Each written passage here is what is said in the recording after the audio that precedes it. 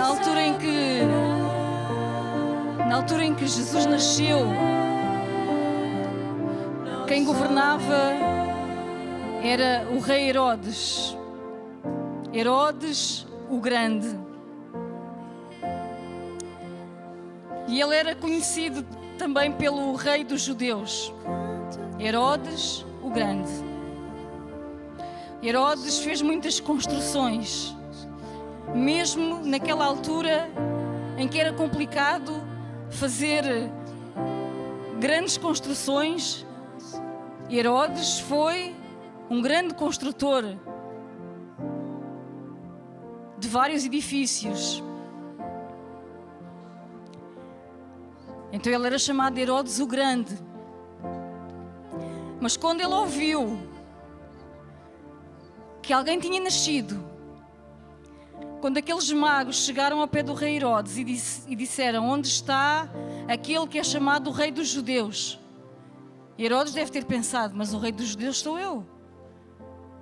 E logo se acendeu algo mau dentro do seu coração, pelo seu orgulho. E por isso ele manda matar crianças abaixo dos 2 anos, para que não houvesse ninguém maior do que ele. Porque ele era Herodes o Grande, o rei dos judeus. E na altura em que ele reinava, nascia Jesus, o Grande, o rei dos judeus.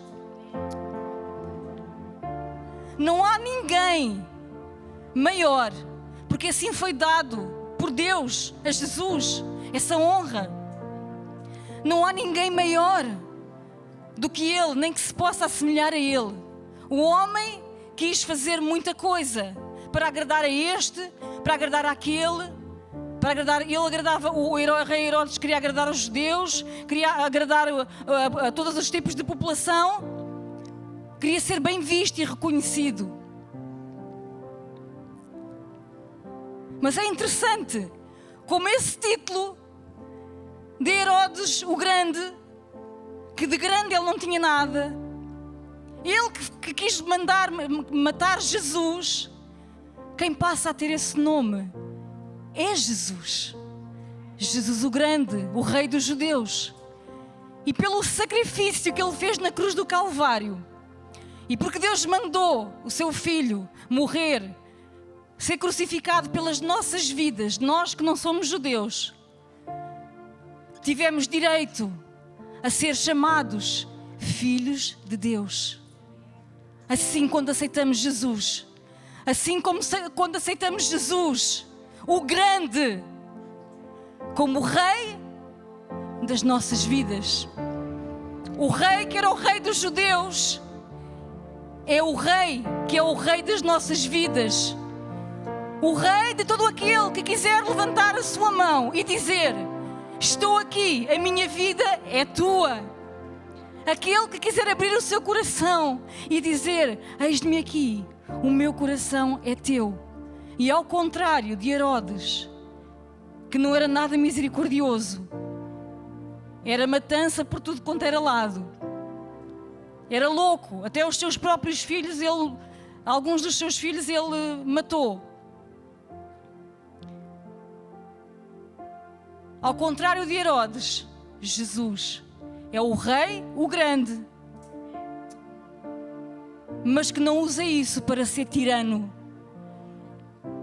Ele usa a sua grandiosidade, a sua preciosidade para nos amar, para nos acolher, para nos salvar, para nos reconhecer como filhos do reino, para que fazemos parte do reino, da família de Deus. Como não cantar quão grande é o meu Deus? Como não dizer: Jesus, tu és grande, tu és o Rei dos reis, e acima de ti não há outro. Nem nada na minha vida pode tomar o lugar do Rei dos reis, o Grande. Nada, nada nem ninguém pode tomar o lugar do Mestre, do nosso ensinador, que nos deixou o Espírito Santo para nos consolar, para nos levar a toda a verdade, para nos levar ao caminho que nos leva à paz, ao caminho que nos leva à vida, ao caminho que nos leva à esperança. Hoje, num mundo onde estamos a ver tantas atrocidades e as pessoas estão a ficar sem esperança, nós temos o grande, aquele que reina e que vem trazer esperança aos nossos corações. Vem dizer que ainda há tempo, ainda há vida para ti, ainda há algo, ainda tenho algo para fazer contigo, ainda tenho algo para fazer através de ti, ainda tenho graça, ainda tenho perdão para te oferecer.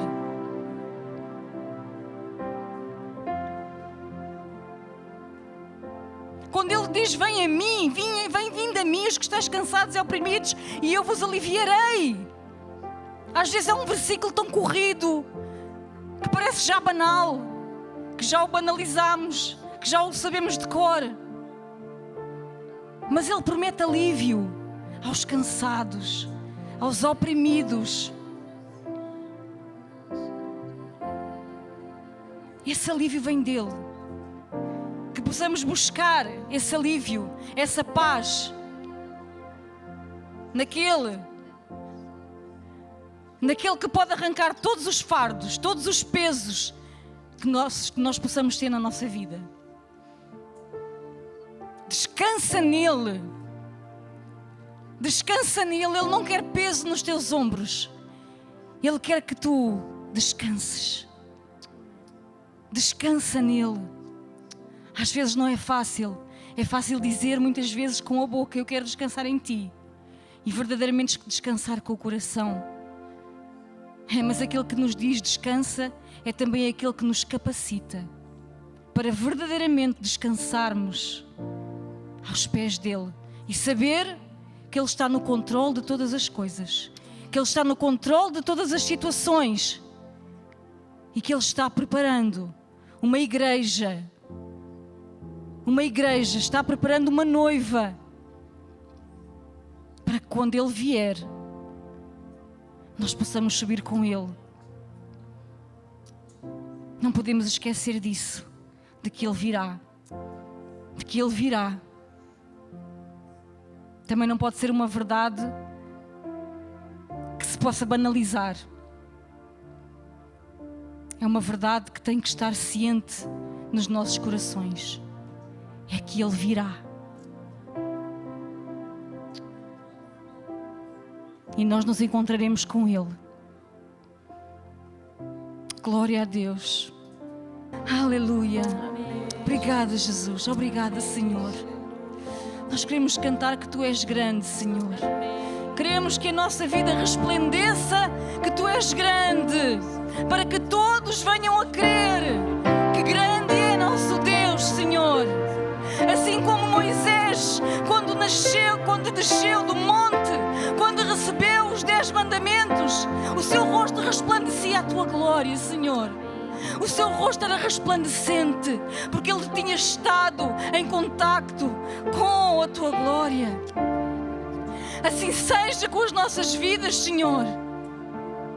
Que nós possamos transparecer a Tua glória, a glória do Senhor, não a nossa glória, não a glória do homem, não os nossos feitos e aquilo que nós podemos fazer com as nossas mãos, mas que nós possamos estar escondidos atrás da Tua glória, para que só Tu sejas visto, para que só Tu, Senhor, sejas reconhecido nas nossas vidas e nas nossas casas e onde quer que nós formos, onde quer que nós estejamos, seja no trabalho, seja na escola, na universidade, seja na fila do supermercado, que a Tua glória resplandeça através das nossas vidas, para que todos saibam quem Tu és, para que todos reconheçam Jesus, o grande, o Rei de toda toda a terra, o Rei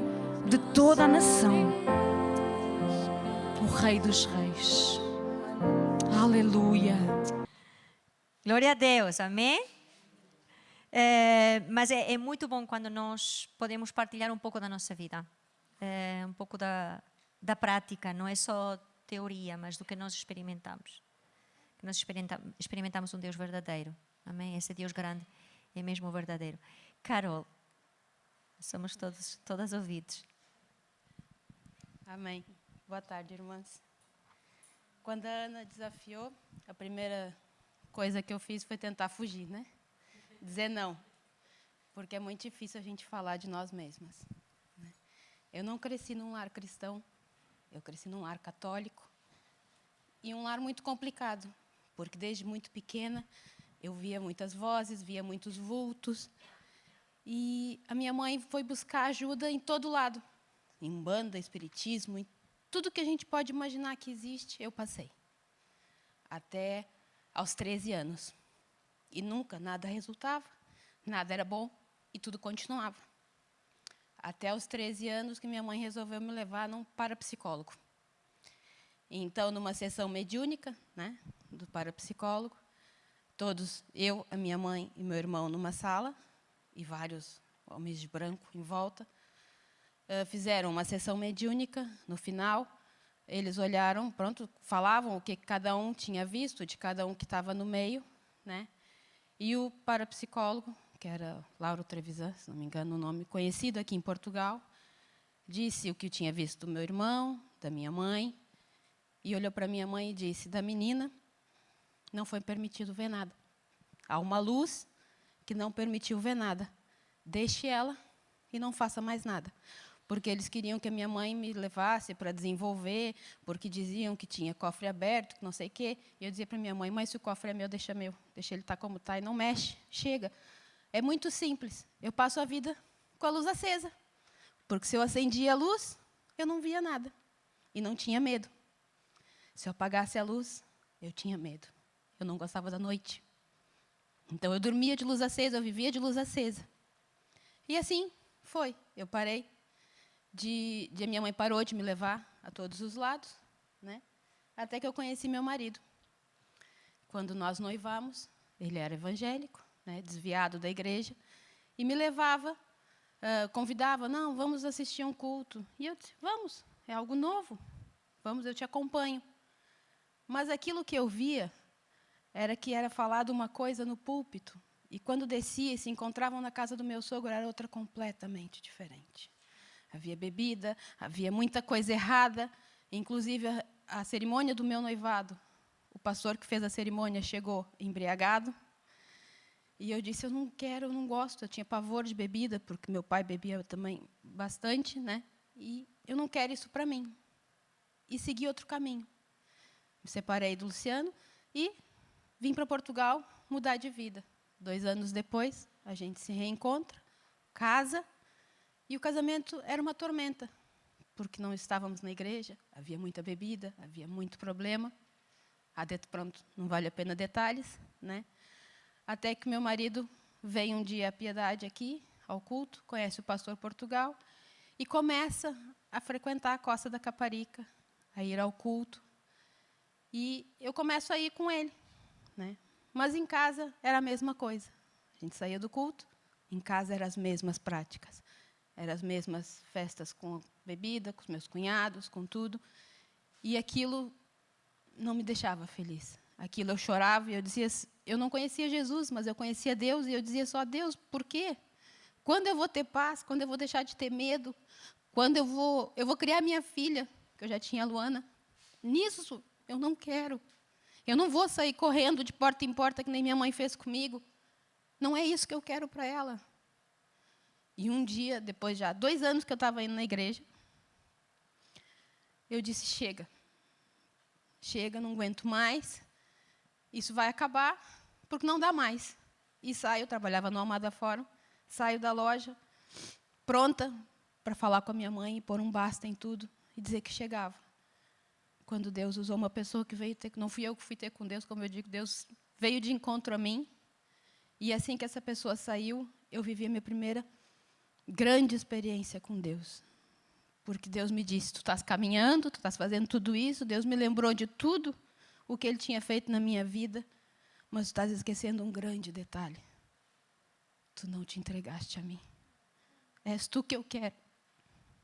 Vem para mim que o resto vai. E assim foi. Eu me entreguei. Eu confiei e disse, Senhor, não deixe eu desconfiar, porque eu não confio em ninguém, nunca confiei. Eu passei sempre a vida sozinha, eu não confio em ninguém. Não me desilude. E assim tem sido a minha caminhada com Deus. Hoje, eu sou muito grata. Porque se eu fosse buscar uma experiência com Deus para falar, são muitas. Porque Deus tem feito muitas coisas na minha casa, na minha família. Ele restaurou minha família, meu casamento. Mas o meu maior tesouro hoje é ver a minha família, as minhas filhas, servindo a Deus. Fiéis e vivendo uma vida que é aquilo que eu sempre quis para mim, que elas não tivessem. E hoje não. Por isso, muitas vezes, a gente tem que ter cuidado com os exemplos. Não é só falar de Cristo. Nós precisamos ter cuidado com o evangelismo surdo que a gente passa com a nossa vida, com a nossa atitude, porque isso pode prolongar, atrasar o que as pessoas estão vendo, a nos levar até Cristo. Né? E hoje eu louvo e agradeço todos os dias a Deus pela minha casa, pela minha família, pela minha igreja, pelas pessoas que Deus tem posto, pelo suporte sempre, e principalmente por Ele estar presente diariamente na minha vida. E cada vez mais a minha vontade é estar disponível para trabalhar exatamente porque Ele quer. Nós não somos escravos do medo, porque Ele reina na nossa vida. E é isso que nós precisamos ter certeza e saber que Ele só quer o nosso coração, a nossa entrega. O medo não pode dominar a nossa vida. Amém? Amém. Agradeço a oportunidade. Glória a Deus. Em Cristo, o nosso passado não vai definir o nosso futuro. Amém? Deus sempre tem alguma coisa de bom. E antes de ouvirmos a mensagem pela nossa irmã Wanda, podes pegar na caixinha. Ela pediu para fazer algo e nós vamos fazer antes. Vamos ficar focadas naquilo que vamos meditar. E tem a ver com a dignidade. Não sei se as irmãs já viram, anunciado nas redes, o tema que nós íamos abordar hoje. E, segundo o dicionário, a palavra dignidade tem a ver com o valor que nós temos e o respeito que cada pessoa merece simplesmente pela sua condição humana. Okay? É o reconhecimento da importância, honra e decoro de alguém ou de algo. Nós temos que realmente falar disto para poder responder à pergunta. Quando nós pensamos em fazer este inquérito, podemos... se calhar algumas não sabem exatamente o que estamos a pedir. Então, a pergunta que vocês vão encontrar aí da dignidade tem a ver com isto, tem a ver com o valor, tem a ver com o reconhecimento do teu valor como pessoa. Tá bom? Isso não é um exame, não é um teste que chumba ou aprovas, não é nada disso. Isso é para fazer uma autorreflexão. E nós não vamos ler essas coisas, são coisas vossas, está bem? É mesmo para a vossa autorreflexão. Então vamos pegar só uns segundinhos para preencher esse inquérito. E já eu vou pedir então depois à Wanda que possa vir para poder partilhar aquilo que o Senhor tem colocado no seu coração, tá bem? Então vamos tomar assim uns momentinhos só para preencher isso.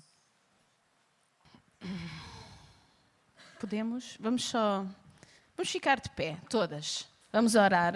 Eu vou orar pela Wanda e as irmãs também fiquem em espírito de oração. Obrigada, Senhor, pelo privilégio que temos de te servir, Deus. Obrigada pela Wanda, Senhor. Obrigada pela mensagem que tu tens lhe transmitido, Deus, e que tu tens colocado, o peso que tu tens colocado no seu coração para ela falar connosco. Paizinho, nós estamos receptivos a ouvir a tua voz, Senhor, porque tu és um Deus grande, mas és um Deus compassivo e és um Deus que te acercas de nós. A tua grandiosidade não se afasta de nós, mas és presente, Senhor, e nós podemos sentir o teu abraço, o teu amor e a tua misericórdia nas nossas vidas, Deus. E eu oro para que o nosso coração possa estar pronto para aquilo que tu queres falar connosco, ó Pai. Obrigado porque tu nos amas e porque tu nos tornas dignas, Senhor. E hoje queremos aprender mais de Ti sobre este tema, Pai, porque sabemos, Deus, que precisamos de o ouvir. Obrigado pelo Teu amor e obrigado pela Tua presença neste lugar, Senhor. Amém.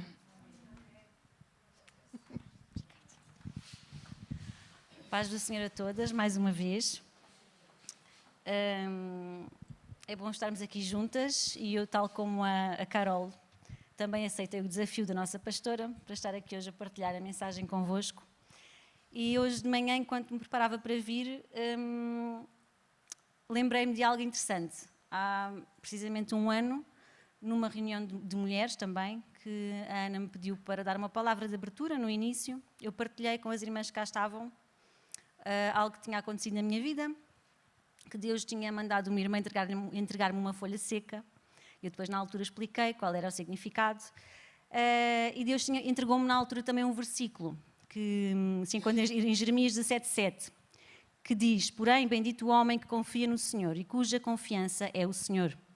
Porque será como será como a árvore plantada junto às águas, que estende as suas raízes para o ribeiro, e não receia quando vem o calor. E a sua folha fica verde, e no ano de sequidão não se afadiga, nem deixa de dar fruto. E na sequência do que a Carol disse também, eu também acredito que os testemunhos são muito importantes, porque os testemunhos são aquilo que mostram realmente o que Jesus faz pelas nossas vidas, não é? E eu posso vos dizer que, para começar, que o ano de 2024 para mim foi um ano que eu chamo de agridoce. Foi um ano que começou agri, porque eu perdi uma pessoa muito importante na minha vida, logo no mês a seguir a esta palavra, e depois terminou mais doce. E eu estava a refletir nisso, e então faz precisamente um ano que Deus me deu esta palavra, e ao longo deste ano, que foi um ano de alguma sequidão em alguns momentos, Deus começou a gerar em mim esta palavra que hoje eu vou partilhar convosco, porque ela não foi pensada esta semana nem a semana passada, foi algo que Deus tem vindo a partilhar comigo, a colocar no meu coração já desde o ano passado. E então isso confirma esta palavra de Jeremias 17:7, que ainda no ano portanto, quando vem o calor e a sua folha fica verde, e no ano de sequidão ela não se afadiga nem deixa de dar fruto. E o fruto que eu hoje tenho para partilhar convosco foi mesmo Deus que me deu. E então nós temos falado sobre, ao longo desta semana, temos estado a dar aqui uns highlights acerca do tema de hoje. Vamos falar sobre dignidade. A Ana já deu uma pequena introdução, já definiu o conceito de identidade. Eu também iria fazer o mesmo, mas assim já ficámos com essa parte clarificada. E agora eu gostava de ler algumas das respostas dos vossos papéis, antes de avançarmos para a partilha da mensagem. Cláudia, obrigada. Sim, obrigada. Então, nestes papelinhos nós fizemos 3 perguntas. A primeira era: o que te confere dignidade? A segunda: alguma vez pensaste que a tua dignidade te tinha sido tirada ou que a tinhas perdido? E aqui responderam: sim. Uma vez foi tirada de mim, sim. Uma vez foi tirada de mim por uma pessoa muito íntima. A terceira pergunta: em caso afirmativo, ainda lutas com esse pensamento? Luto todos os dias. Em resposta à primeira pergunta, o que te confere dignidade? O respeito. Eu não vou ler todos, está bem, irmãs? Só alguns. O que te confere dignidade? O valor como pessoa recebemos quando fomos criados. Alguma vez pensaste que a tua dignidade tinha sido tirada ou tinhas perdido? Nunca pensei. Amém. Glória a Deus. O que te confere dignidade? O respeito. Alguma vez pensaste que a tua dignidade tinha sido tirada? Sim. Em caso afirmativo, ainda lutas com esse pensamento? Sim. Eu penso que é suficiente estas respostas que lemos. Podemos ver que já há aqui um padrão em relação às respostas e que, de facto, algumas lutam ainda em relação a este pensamento, não é? Então, vamos começar por... temos que ir lá atrás um bocadinho. Vamos um bocadinho lá atrás na história e nós vamos perceber... Eu não vou falar de história, atenção, eu vou falar da palavra de Deus, mas eu vou contextualizar. Então, nós vemos que ao longo da história da humanidade existiram muitos filósofos e continuam a existir filósofos, políticos, pessoas ligadas à religião que debateram esta questão da dignidade humana. E as suas ideias, elas influenciaram o que nós chamamos de constitucionalismo, as constituições dos países, nomeadamente o constitucionalismo britânico, o português, o francês e o americano. E depois nós podemos encontrar aqui a ideia do que é a pessoa humana num movimento também pré-liberal, em 3 momentos. Primeiro, na antiguidade greco-romana, portanto, na civilização, nas sociedades da Grécia Antiga e da Roma. Aí começou-se a discutir a questão entre crime e punição, o que era aceitável ser uma punição para a pessoa que cometia crimes. E depois houve aqui algo muito importante, que veio virar aqui completamente o rumo da história, que foi um segundo momento na Revolução Judaico-Cristã.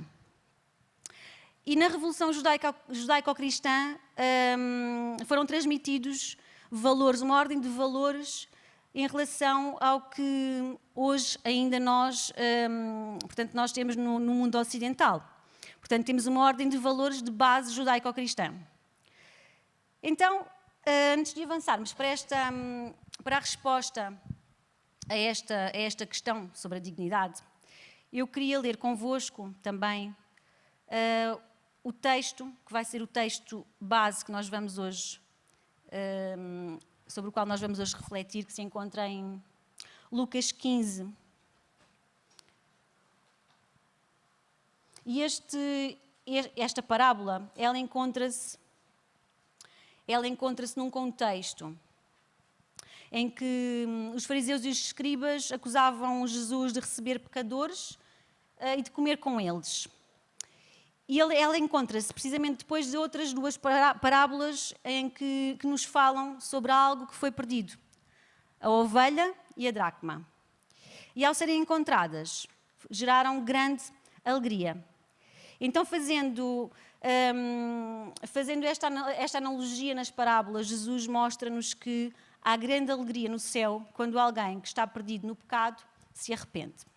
Então, Lucas 15, 11 a 24. Vocês já perceberam qual é a parábola que nós vamos ler.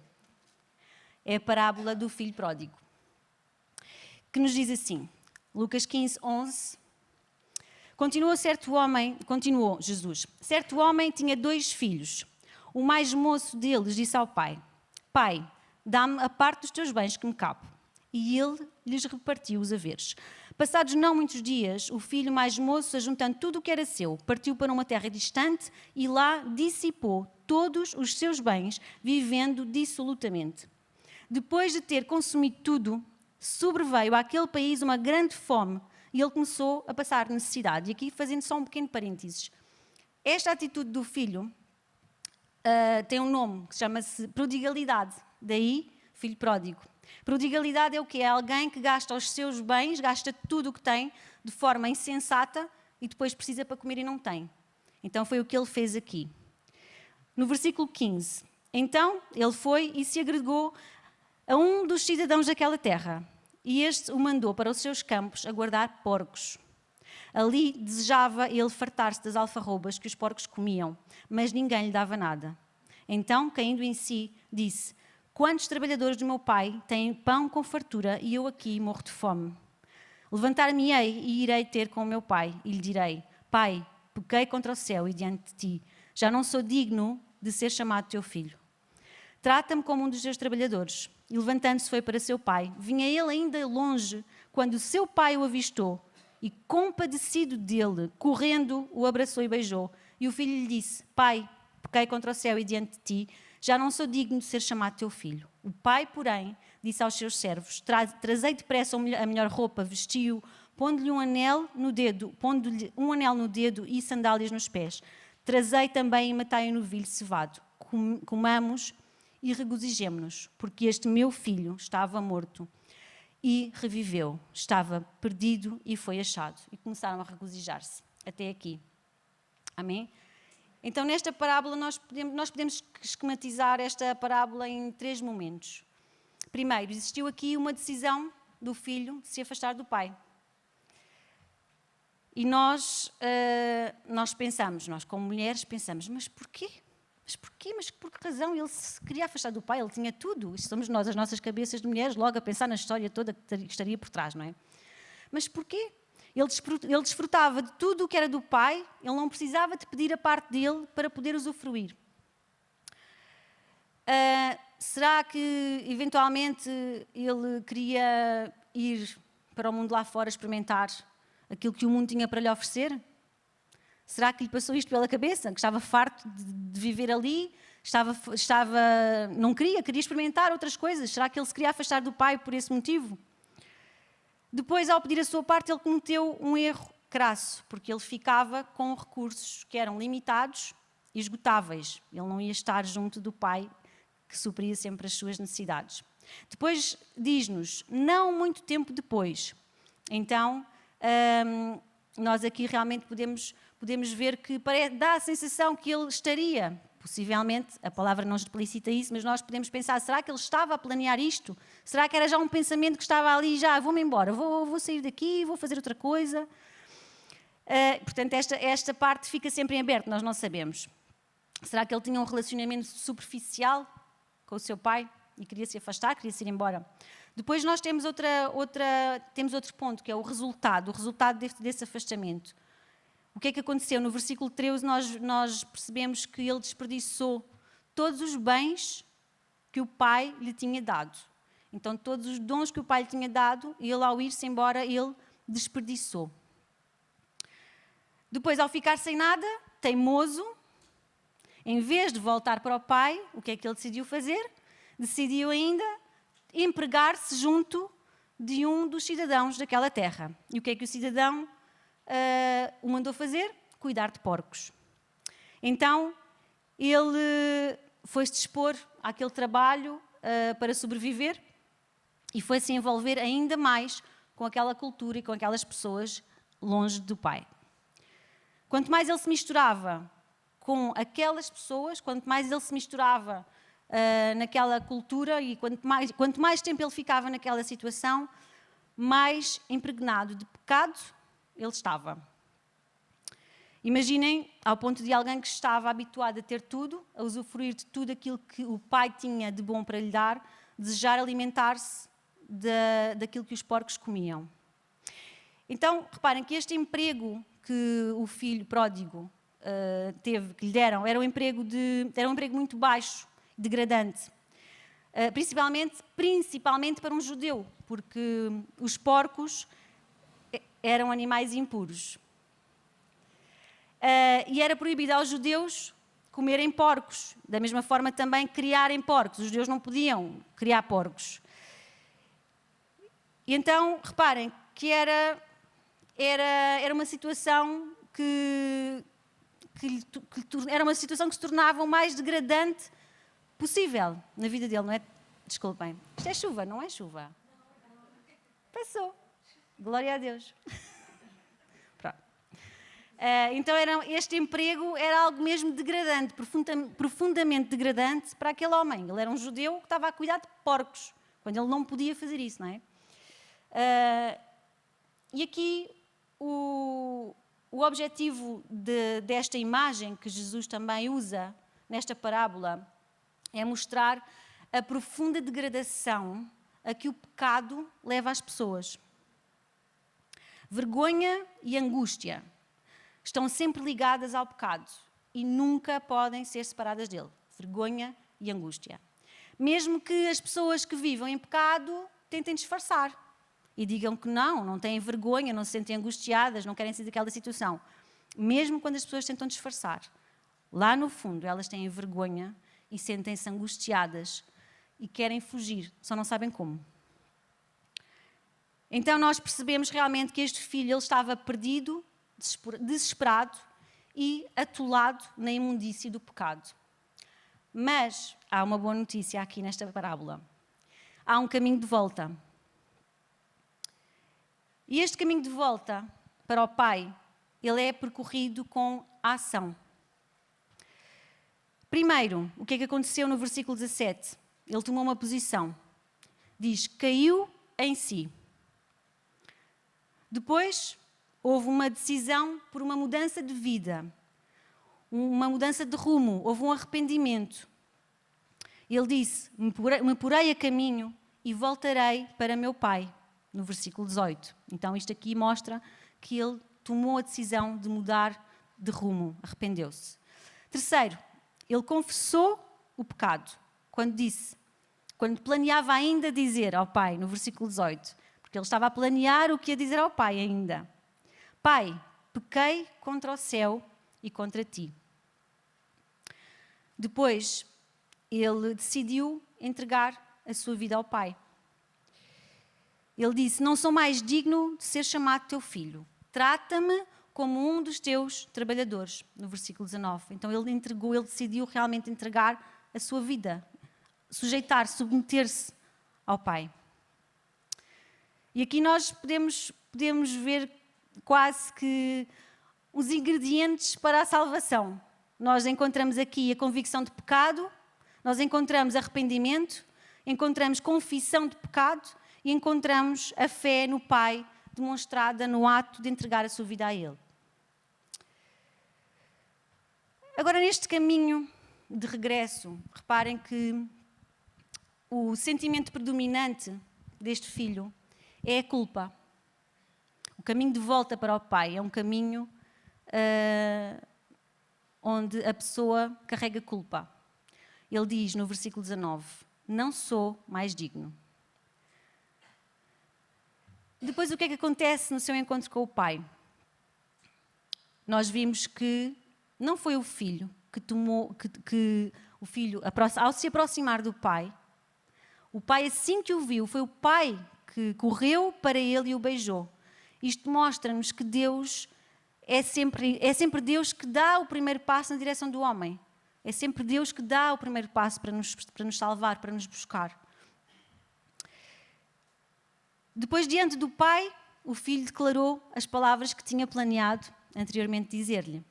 E perante a afirmação, não sou mais digno de ser chamado teu filho, o que é que o pai disse? O pai não lhe deu qualquer resposta. O pai não lhe respondeu sequer a esta afirmação. O que é que o pai fez? Simplesmente deu ordens aos seus servos para que cuidassem dele e disse aos seus servos, vistam-no com a melhor roupa. E a melhor roupa aqui demonstra que com este gesto ele não recebe o filho de volta apenas como um trabalhador, como o filho tinha pensado. O pai faz questão que todos vejam que o seu filho voltou e que o restituiu à posição privilegiada que ele tinha antes de se ir embora, à posição que ele tinha abdicado quando se foi embora. Então, vistam-no com a melhor roupa. Depois o pai disse também, coloquem-lhe um anel no dedo. E na época, ter um anel no dedo era sinónimo de posição social, honra e autoridade. E quando eu há pouco, durante a leitura da palavra, no versículo 14, vos falei sobre o termo, sobre o que significa prodigalidade, que é alguém que gasta de forma insensata todos os bens que tem e depois passa necessidades, precisa de comer e não tem dinheiro para comer, então gastou tudo. Reparem que, por exemplo, esta atitude de prodigalidade é algo que pode levar uma pessoa a ser interditada de ter acesso aos seus bens. A pessoa pode ficar sujeita a uma medida, por exemplo, de acompanhamento com um tutor, para que seja o tutor a gerir os seus bens, porque a pessoa não tem sensatez para fazer essa gestão. Então, reparem no que é que aconteceu. O pai deu ordens para que lhe colocassem um anel no dedo. E o anel significava posição social, honra e autoridade.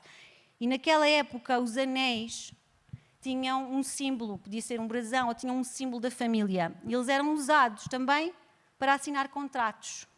Era como os reis também faziam, colocavam o selo do anel. E isto acontecia também nas famílias. E quando o pai coloca o anel no filho daquele dedo, ele está a confiar ao filho a administração dos seus bens e das suas propriedades. Ele está a conferir esta autoridade ao filho. E isto contrasta precisamente com a tal prodigalidade que o filho tinha, com que o filho tinha agido no passado. Não é? Então é muito interessante nós vermos este gesto da parte do pai, não é? Com esta atitude, o pai declara então o seu perdão e confiança no filho. Depois as sandálias nos pés. As sandálias representavam liberdade. Apenas as pessoas que eram livres, elas tinham calçado. Os escravos normalmente andavam descalços. Então o pai devolveu a liberdade ao filho que ele sempre tivera. Na realidade, o filho sempre tivera aquela liberdade, mas naquele momento o filho ele não estava preso na sua propriedade. O filho já tinha a roupa, tinha o anel, tinha as sandálias, ele era livre. E tinha o direito de entrar e sair quando quisesse, porque a propriedade era sua. E o pai estava a proporcionar-lhe uma vida confortável, convenhamos. Se formos comparar com aquilo que ele viveu anteriormente, o pai estava-lhe a restituir ali o conforto. E agora há algo muito importante nesta parábola, que é, se nós analisarmos bem, quando o filho volta para o pai, o filho vinha com o sentimento de culpa. Mas o pai não recebeu o filho com culpa. O pai não lhe apontou o dedo e não lhe disse: agora vais ficar de castigo ali 1 mês virado para a parede porque te portaste mal. Não. O pai tratou-o com graça. Então é assim que Deus nos trata, sempre que nós voltamos para trás, arrependidas, e confessamos o nosso pecado. Deus não nos aponta o dedo. Deus trata-nos com graça e com misericórdia. E é assim que nós também temos que tratar os outros. Então, nesta parábola nós encontramos aqui uma referência também ao nosso tema principal da reflexão de hoje, que é dignidade. Temos que lá chegar. Agora, será que esta afirmação do filho não sou mais digno? Será que esta afirmação é verdadeira? O que é que vos parece? Nós vimos que o filho perdeu muita coisa. O filho perdeu o relacionamento com o pai, perdeu os bens, perdeu o conforto, cuidou de porcos, que era algo mesmo do mais degradante que podia haver para um judeu. E a dignidade? Será que ele perdeu a dignidade? Nós já ouvimos a nossa pastora definir o conceito de dignidade, não é? É uma qualidade moral que infunde respeito, consciência do próprio valor. Então, de onde será que provém a nossa dignidade enquanto pessoas? Será que todas as pessoas têm dignidade? Será que todo o ser humano tem dignidade? Todos têm dignidade? Será que a nossa dignidade depende da nossa profissão, das nossas posses, da nossa posição social? Será que a nossa dignidade depende disso? Outra questão, será que só os filhos de Deus têm dignidade? Então, estas questões levam-nos outra vez de volta à grande questão inicial, que era: quando começou a preocupação com a dignidade humana? Quando começou então esta preocupação? Não é? Porque tem que ter começado antes da civilização greco-romana, não pode ter começado só aí. Não é? Porque o conceito que eles tinham de dignidade era um pouco deturpado. Então nós vamos ver o que é que a palavra de Deus nos diz acerca disto. Encontramos algumas referências no Antigo Testamento, e a primeira delas é na criação do homem, como não podia deixar de ser. Em Gênesis 1:26, e disse Deus: façamos o homem à nossa imagem, conforme a nossa semelhança. Depois nós encontramos também, mais à frente, em Deuteronômio 10, 17 a 18.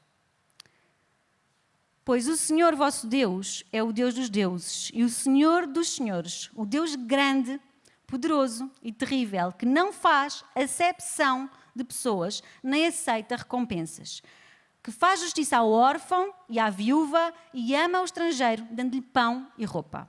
Então, aqui nós podemos ver Deus também a tratar e a cuidar dos mais vulneráveis. Depois nós temos em Êxodo e Deuteronômio vários versículos que nos falam sobre o tratamento dos escravos. Será que os escravos tinham dignidade? Não, escravos. Deuteronômio 15, 12 a 15 diz... Eu fui só buscar estes versículos, mas há imensos versículos que falam sobre os escravos. Portanto, reparem. Quando teu irmão hebreu ou irmã hebreia se vender a ti, 6 anos te servirá, mas no 7º ano o deixarás ir livre. E quando o deixares ir livre, não o despedirás vazio. Liberalmente o fornecerás do teu rebanho e da tua eira e do teu lagar, daquilo com que o Senhor teu Deus te tiver abençoado, lhe darás. Reparem que noutros povos, os escravos, eles não tinham nenhuma proteção. Mas em Israel, Deus estabeleceu leis que conferiam direitos e tratavam os escravos com dignidade. E estas leis sobre os escravos em Israel eram de facto radicais e até progressistas. E depois outro ponto aqui muito interessante, que eu gostava de também partilhar convosco, que academicamente ensina-se que o princípio da solidariedade também começou na Bíblia. E numa passagem muito interessante, ou seja, é o princípio da solidariedade e o amor ao próximo. Em Gênesis 4, 9 a 10, diz assim: Mais tarde, o Senhor perguntou a Caim: Onde está Abel, o teu irmão? Não sei, respondeu Caim. E acrescentou: Por acaso sou eu o guarda do meu irmão? Então, academicamente, ensina-se que esta expressão de Caim nos mostra que nós devemos ser guardas uns dos outros, no sentido de cuidar uns dos outros. E eu achei isto muito interessante. Então ele estava a dizer precisamente o oposto, mas na realidade nós devemos cuidar uns dos outros, devemos amar o próximo, devemos cuidar das necessidades do nosso próximo. Depois nós encontramos no Novo Testamento outros exemplos, muitos exemplos, mas eu vou-vos dar 2 apenas. Primeiro, temos a mulher adúltera. Esta história conta-nos que arrastaram uma mulher. Provavelmente ela estava seminua, porque a palavra diz que ela foi apanhada em pleno ato de adultério. E então é possível que ela tenha sido levada até à frente de toda aquela multidão seminua. E a vontade era apedrejá-la até à morte. E então esta mulher ela foi tratada como um objeto qualquer e não como um ser humano. Os fariseus e os escribas pretendiam, na realidade, usar aquela mulher, aquela situação, para criar uma armadilha ali para Jesus. E eles não estavam minimamente preocupados com ela. E quando todos os acusadores se retiraram, Jesus disse à mulher que provavelmente estaria apavorada e envergonhada de toda aquela situação, não é? Imaginem. E Jesus tratou-a com graça e com dignidade. E ainda com misericórdia. Porque ele disse: se ninguém te condenou, também eu não te condeno. Vai e não peques mais. Então ele tratou aquela mulher naquela situação em que ela provavelmente estava-se a sentir sem dignidade nenhuma, à frente de uma multidão quase nua, tinha sido apanhada em adultério. Imaginem a situação. Jesus tratou-a com graça, com misericórdia e com dignidade. E depois nós temos aqui o exemplo, temos a prova suprema do que é que nos confere dignidade. 1 João 2,2, que nos diz: E ele, Jesus, é a propiciação pelos nossos pecados. E não somente pelos nossos pecados, mas também pelos de todo o mundo. Então, em resposta à questão, será que só os filhos de Deus têm dignidade? Não.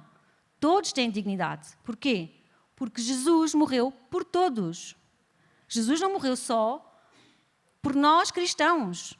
Jesus morreu por toda a humanidade. Então, toda a humanidade tem dignidade que lhe é conferida pelo sacrifício de Jesus na cruz. E antes disso, porque toda a humanidade foi criada por Deus. Nós somos, antes de sermos filhos, nós somos criaturas. Fomos criados por Deus. E se nós somos criados à sua imagem e semelhança, nós temos uma dignidade que nos é intrínseca, é inalienável. Nós não podemos nunca abdicar da nossa dignidade. Mesmo que queiramos, antigamente as pessoas, há a ideia de que os escravos eram só pessoas que eram sujeitas à escravidão. Mas não, havia pessoas que se sujeitavam a ser escravos, que se vendiam a outros, ou por questões financeiras, ou porque não tinham meios financeiros, ou porque precisavam de sobreviver. Eles próprios se davam à escravidão.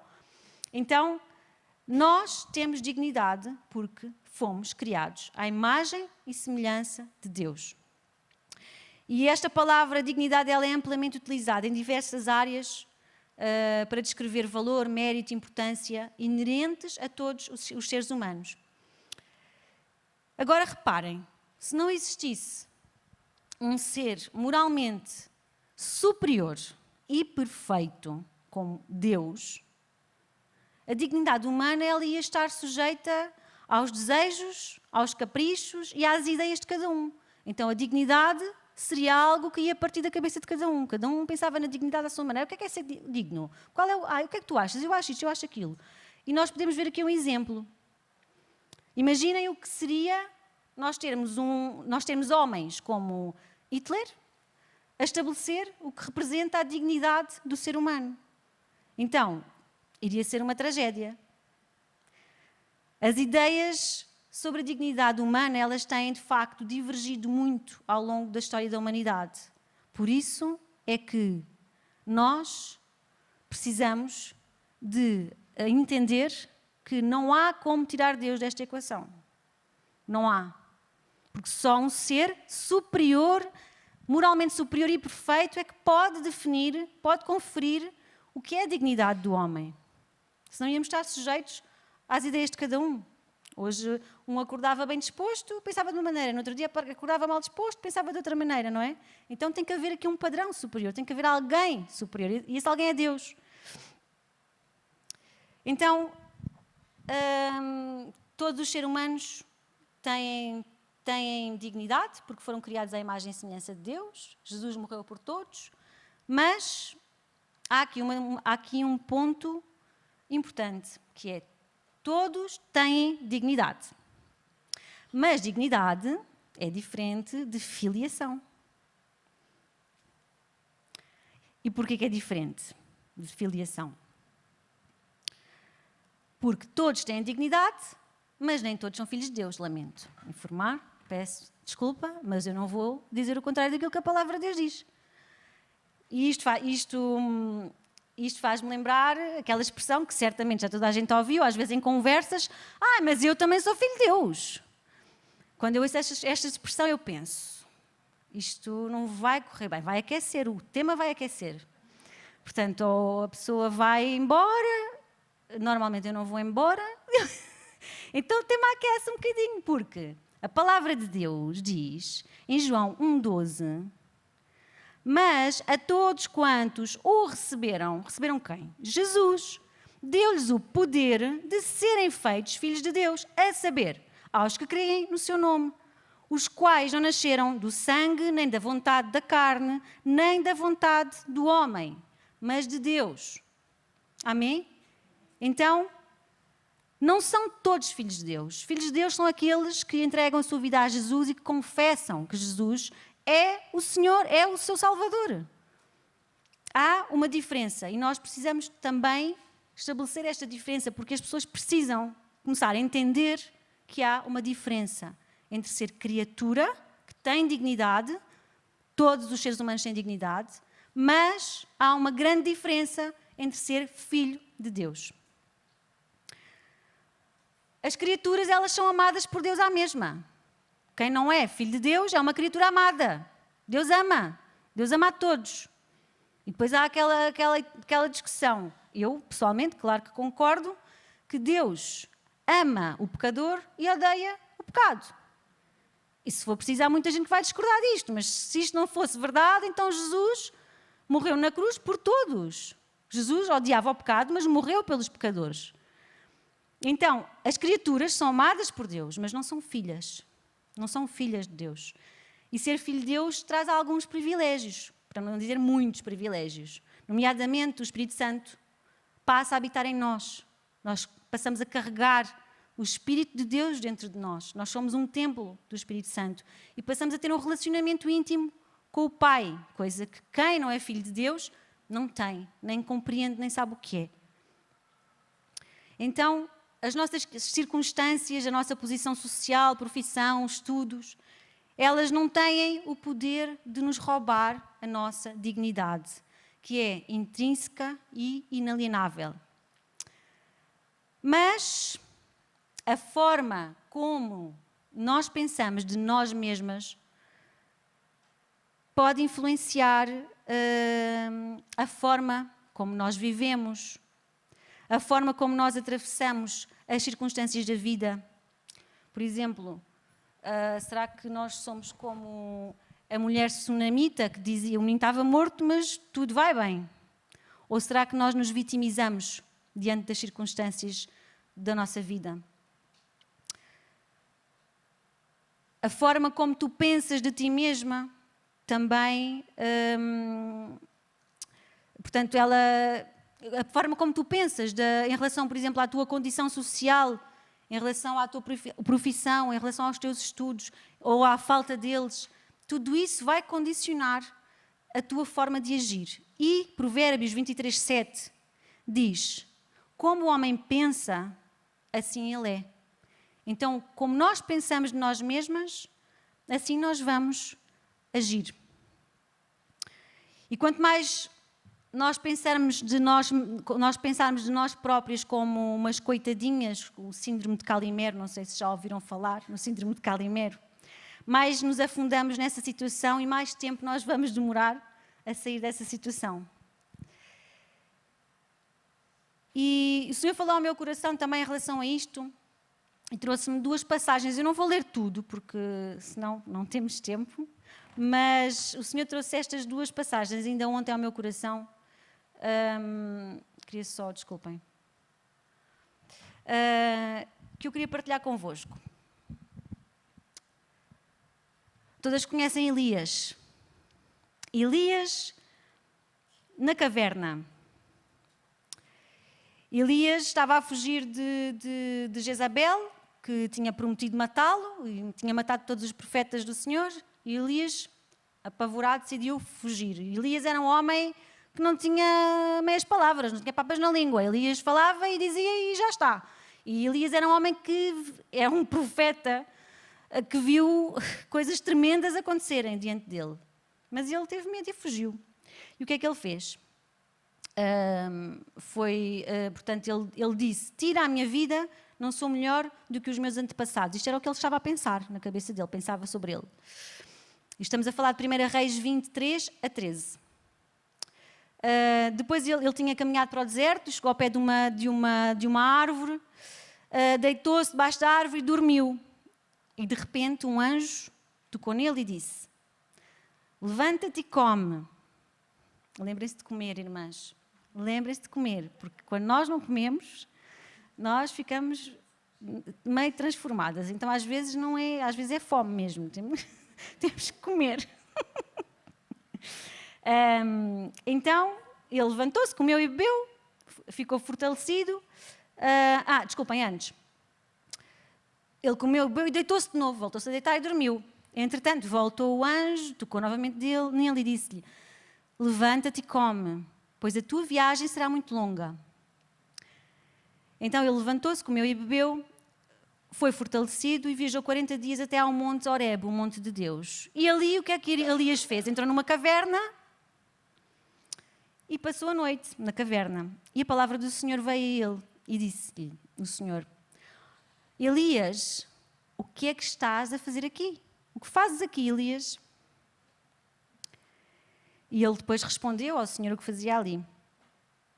Ou seja, veio ao de cima aquele síndrome de Calimero. Portanto, que até nesta passagem muita gente entende que possivelmente Elias até estava com uma depressão.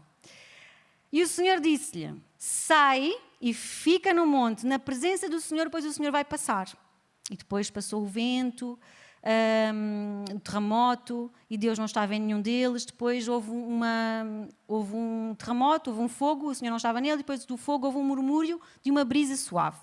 E quando Elias ouviu, ele saiu e ficou à entrada da caverna. E Deus perguntou-lhe novamente: o que fazes aqui, Elias? Agora reparem, a Bíblia, em momento algum, Deus lhe perguntou a Elias: como te sentes hoje? Elias, estás bem? Como é que estás? Nós não vemos isto em lado nenhum. Eu, pelo menos, posso estar errada, mas eu não vejo. Não vejo Deus a perguntar: como é que te sentes hoje? Não. O que é que fazes aqui? A Bíblia não nos dá permissão, em lugar nenhum, para a autocomiseração. Para nós sermos umas coitadinhas. Não, não dá. Então, isto faz-me pensar que realmente há cristãos, e isto que eu agora vou dizer pode ser um bocadinho forte, mas é verdade, porque há cristãos, há pessoas que vivem vidas miseráveis. E esta palavra é forte. Elas são filhas de Deus, mas elas não estão a usufruir de tudo aquilo que Deus tem para lhes dar. Elas são como o filho mais velho, como o irmão do filho pródigo, que estava lá, tinha lá tudo à disposição dele, mas não desfrutava. Então, as pessoas... Pode haver muita gente, pode haver muitos filhos de Deus que vivem assim, vivem vidas que não usufruem dos bens, dos dons que Deus lhes entregou.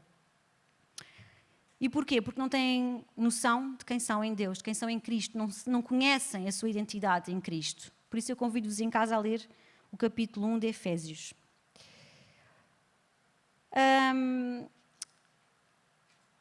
Esta palavra que eu hoje estou a partilhar convosco é uma palavra que eu consigo partilhar porque eu também passei por isto. Eu própria, se me tivessem há uns anos atrás dado uns papelinhos destes, eu também tinha respondido que sim, que perdi a minha dignidade, que a minha dignidade depende disto, depende daquilo. Sim, é verdade. Por isso é que eu consigo entender e consigo partilhar convosco esta palavra, porque Deus teve que me levar ao deserto para me alcançar. E nesse deserto eu achava que não tinha dignidade. Deus teve que me levar a lugares em que era só eu e Ele. E Deus teve que transformar completamente o meu pensamento. Eu tive que agir. Não bastava orar, tinha que agir. Eu tive que colocar completamente a minha fé na palavra de Deus e naquilo que a palavra de Deus diz sobre mim, que é verdade. E não aquilo que os outros dizem de mim, o que os outros pensam. É o que a palavra de Deus diz de nós. E é assim que Deus vai transformar a nossa mentalidade, o nosso pensamento acerca de nós mesmas. E é assim que nós vamos entendendo que realmente temos dignidade. Não depende de mais nada, depende de Deus. Depende de quem nós somos em Cristo. Então nós, caminhando já para o final, nós percebemos que há aqui um cuidado e uma preocupação de Deus com as pessoas que Ele criou. E a primeira convicção que o inimigo coloca na mente de alguém que se dispõe a buscar a Deus, alguém que se arrepende e alguém que realmente diz: eu quero conhecer Jesus, eu quero entregar a minha vida a Deus, a Jesus, quero que Ele seja o meu Senhor e o meu Salvador. A primeira convicção que o diabo vai colocar na mente dessa pessoa é que os seus pecados são tão graves, mas são tão graves e são tão grandes que não há como serem perdoados. E que não vale a pena se chegar a Deus porque não tem dignidade, a pessoa não tem dignidade, a pessoa é tão pecadora que Deus nunca vai perdoar. Isto é o primeiro pensamento que o diabo coloca na nossa mente, quando nós nos dispomos o nosso coração a aproximar de Deus, porque o objetivo dele é manter as pessoas afastadas. De facto, nós não somos dignos, não somos dignas, mas Deus é que nos confere dignidade. Existem muitas pessoas que vivem em situações degradantes, a nível, por exemplo, a nível sanitário, a nível até de, por exemplo, pessoas que passaram por por depressões. Mais um exemplo da minha vida. Mas os testemunhos são importantes. Então, pessoas que passaram por depressões. Há muito esta ideia de o que é que a espiritualidade tem a ver com a depressão? Tudo. Tem tudo a ver. Pode ser só um problema realmente biológico, pode. Mas eu sei aquilo que eu vivi. Eu sei que vivi uma depressão e que vivi oprimida pelo diabo. Portanto, podem-me dizer que é mentira, que não, mas não é mentira, porque eu vivi. Eu sei que Jesus me libertou. Eu sei o que é depender de medicação para conseguir estar em pé e sei o que é ser liberta por Jesus e deixar de precisar disso. Entendem? E sei o que é, numa depressão, a pessoa não ter vontade de nada. Sabem o que é as pessoas? Eu já vi pessoas com depressão que nem vontade de tomar banho têm. Porque o diabo quer-lhes tirar tudo. Quer mesmo convencer as pessoas de que elas não têm dignidade. Quer levá-las mesmo para o mais fundo. Então, não me digam que a parte espiritual não está ligada a isto.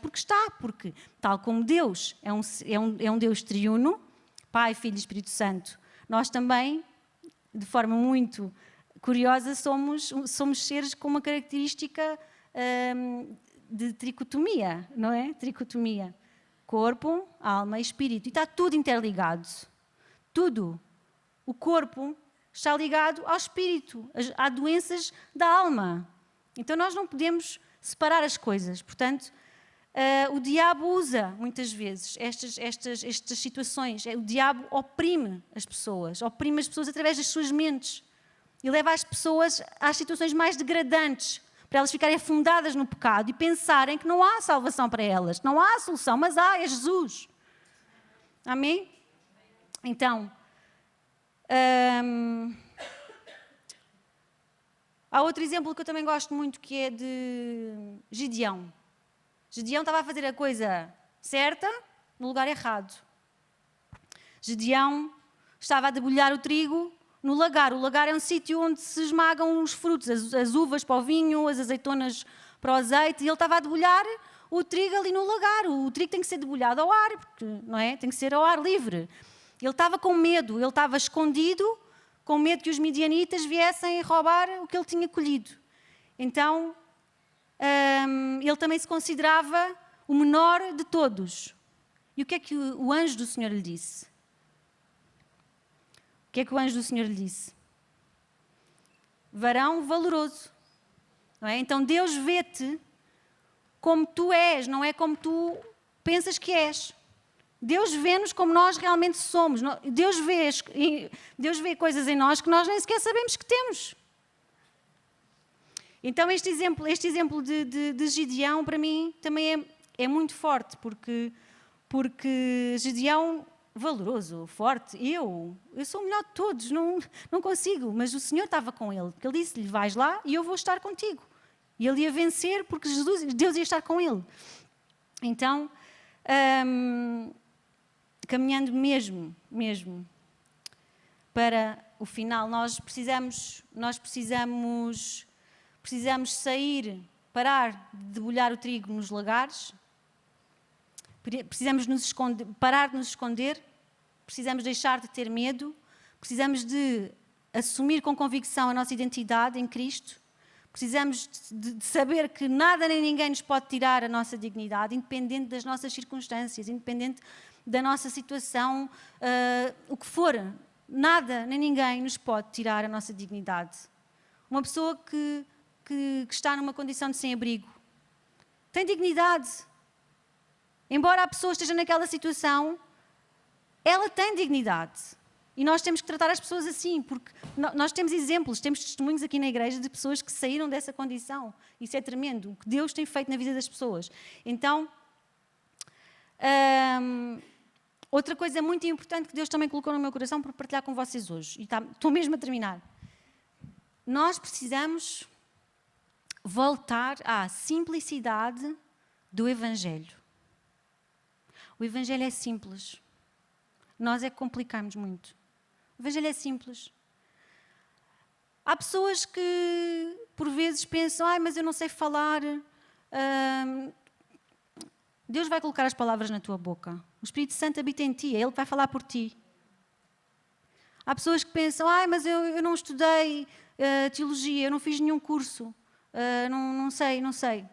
Não precisas saber, desculpa que te diga. Porque nem toda a gente temos que ser honestos, nem toda a gente tem vontade ou gosto por estudar, nem toda a gente gosta de estudar, nem toda a gente tem cabeça no sentido de já não tenho, não consigo, estou cansada psicologicamente, entendem? Nem toda a gente tem essa disponibilidade, mas Deus não precisa que tu tires um curso superior para alcançar vidas.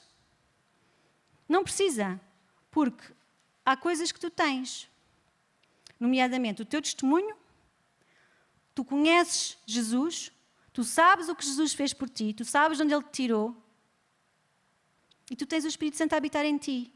Então, não feches a tua boca, continua a falar, levanta-te, sai do lagar, sai da caverna e fala de Jesus. Precisamos voltar à simplicidade. Jesus, todos pecaram. Porquê preciso de Jesus? Porque todos pecaram, porque nós estamos todos destituídos da glória de Deus, porque todos nós somos pecadores, todos nós estamos separados de Deus. E não há ninguém, não há nenhum homem que consiga restabelecer esse relacionamento. Já houve um homem, a única pessoa que podia fazer isso era Jesus, porque era perfeito, ele já fez. Então isto é muito simples. Porquê que eu preciso de Jesus? Porque és pecador. Porque se tu não aceitares Jesus na tua vida, se tu não fores salvo, só há dois caminhos, é céu ou inferno. A pessoa escolhe, não é Deus que manda, a pessoa escolhe. Então, fala do teu testemunho. Diz quem é Jesus para ti, apresenta a mensagem da salvação. Jesus morreu por todos. Todos têm disponibilidade de ter acesso a Deus através de Jesus. Basta entregar a sua vida a Ele. E Jesus não prometeu riquezas, nem prometeu que vamos ter todos aqui felizes e que não vamos ter problemas. Vamos ter problemas, sim. E ainda bem que temos problemas, porque se não tivéssemos problemas, ninguém mudava. Éramos todos iguais, andávamos sempre na mesma, ninguém era transformado, não deixávamos que Deus operasse em nós, porque todas nós precisamos ser transformadas. E como é que nós somos transformadas? Olhem, eu sou transformada nas provações. É nas provações que Deus mais trabalha comigo. Não sei com vocês, mas comigo é. Portanto, nós damos glória a Deus pelas provações também. Então, precisamos partilhar. Não tens conhecimentos de teologia? Olha, lê a Bíblia. O Senhor vai falar contigo. O Senhor é o Espírito Santo que nos revela. Não tens conhecimentos? Está tudo bem, mas fala. Nós precisamos falar, abrir a nossa boca lá fora, testemunhar de Jesus. Entendem? Nós precisamos levar isto que recebemos aqui dentro, precisamos levar aos outros aquilo que o Senhor nos dá. Precisamos acordar, sair das cavernas. Amém? Então, era isto que eu tinha para partilhar convosco nesta tarde. Espero que de alguma forma tenha sido de bênção.